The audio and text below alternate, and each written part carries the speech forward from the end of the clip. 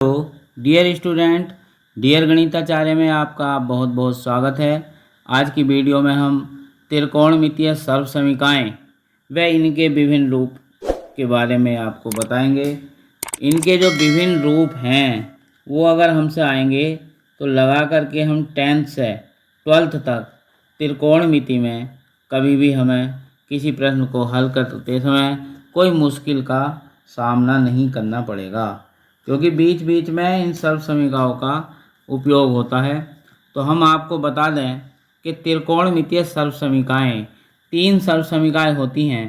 पहली सर्व समीकरण sign square ए plus cos square ए बराबर 1। दूसरी जो सर्व समीकरण है वो 1 प्लस टेन स्क्वायर ए बराबर सेक स्क्वायर ए। तीसरी सर्व समीकरण जो हमारी है 1 प्लस कोट स्क्वायर ए बराबर कोसेक स्क्वायर ए है।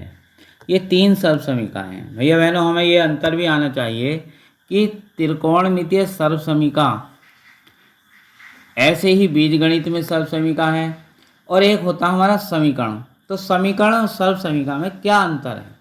समीकरण क्या है?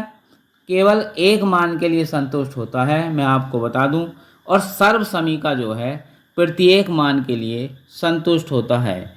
ये सर्व समीकरण और समीकरण में एक महत्वपूर्ण डिफरेंस या अंतर है।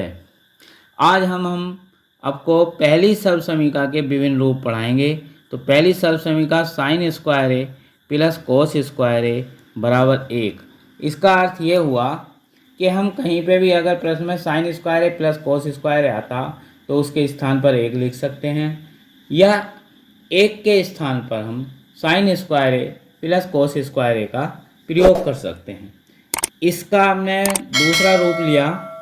अगर हमें साइन स्क्वायर ए का मान निकालना हो तो कोस स्क्वायर ए जो है पक्षांतर होकर दूसरी तरफ जाएगा तो माइनस का हो जाएगा।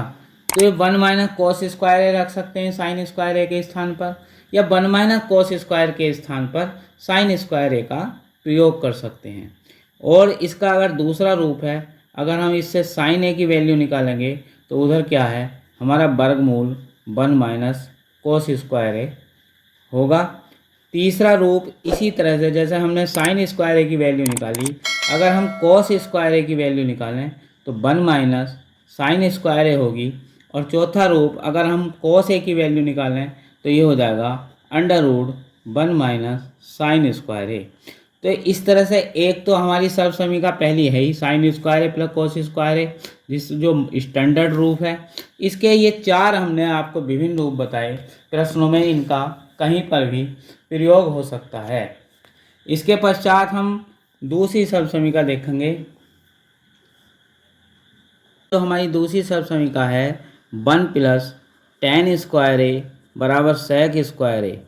इसके हम विभिन्न रूप देखेंगे। अगर कहीं पे मान लिया हमारा 1 प्लस टेन स्क्वायर ए लिखा है तो इसके स्थान पर हम सेक स्क्वायर ए का प्रयोग कर सकते हैं, या सेक स्क्वायर ए के स्थान पर 1 प्लस टेन स्क्वायर ए का प्रयोग कर सकते हैं। अगर हम इससे सेक ए का मान निकालें तो जो सेक ए की वैल्यू है वो हमारी अंडर रूट में 1 प्लस टेन स्क्वायर ए हो जाएगी। अगर हम यहाँ से टेन स्क्वायर ए की वैल्यू निकालते हैं तो टेन स्क्वायर ए की जो वैल्यू है वो सेक स्क्वायर ए माइनस 1 हो जाएगी। तीसरा रूप अगर हम टेन ए का मान निकालें तो टेन ए का जो मान है वो हमारा अंडर रूट सेक स्क्वायर ए माइनस 1 हो जाएगा। और एक चौथा रूप है, अगर हम यहाँ से 1 का मान निकालने लगें तो सेक स्क्वायर ए माइनस टेन स्क्वायर ए बराबर इसका हम 1 प्रयोग कर सकते हैं। इसके बाद हमारा जो तीसरी सर्व समीकरण है 1 प्लस कोट स्क्वायर ए बराबर कोसेक स्क्वायर ए।